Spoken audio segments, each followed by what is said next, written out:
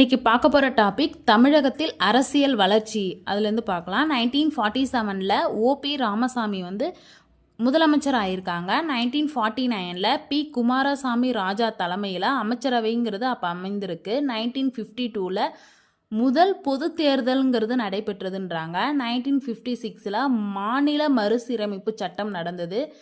TMP students, இந்த சேனலை subscribe பண்ணாதவங்க சப்ஸ்கிரைப் பண்ணுங்கள். இது உங்களுக்கு ரீகால் பண்ணுறதுக்கு ரொம்ப யூஸ்ஃபுல்லாக இருக்கும்.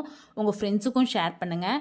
1965 இந்திய எதிர்ப்பு போராட்டம்ங்கிறது நடந்திருக்கு. 1967 சிஎன் அண்ணாதுரை தலைமையின் கீழே திமுக அரசாங்கங்கிறது அமைந்திருக்கு. 1969 பார்த்தீங்கன்னா சிஎன் அண்ணாதுரை காலமாயிட்டாங்க.